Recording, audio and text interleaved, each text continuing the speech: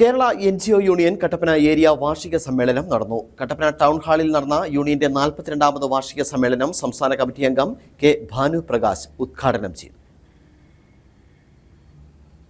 കേരളത്തിലെ സർക്കാർ ജീവനക്കാരുടെ സംഘടനയാണ് കേരള NGO യൂണിയൻ. സർക്കാർ ജീവനക്കാരുടെ വിവിധ പ്രശ്നങ്ങളിൽ ഇടപെട്ട് അതിനൊക്കെ പരിഹാരം കണ്ടെത്തുന്നതിന് സംഘടനയ്ക്ക് കഴിഞ്ഞിട്ടുണ്ട്.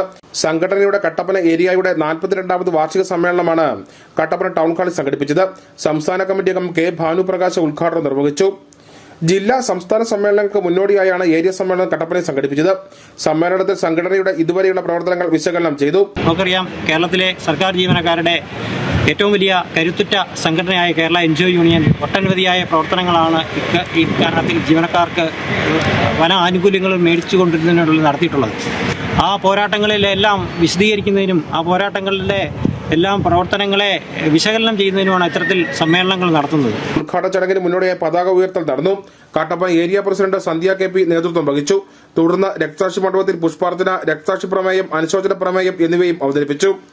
ഏരിയ സെക്രട്ടറി ഷിജു KV പ്രവർത്തന റിപ്പോർട്ട് അവതരിപ്പിച്ചു. വരവ് ചെലവ് കണക്കുകൾ ഏരിയ ട്രഷറർ ആഷിക ശശി നിർവഹിച്ചു. തുടർന്ന് ചർച്ച, മറുപടി, പുതിയ ഭരണസമിതിയുടെ തെരഞ്ഞെടുപ്പ്, ഭാവി പരിപാടികൾ തുടങ്ങിയവ സംഘടിപ്പിച്ചു.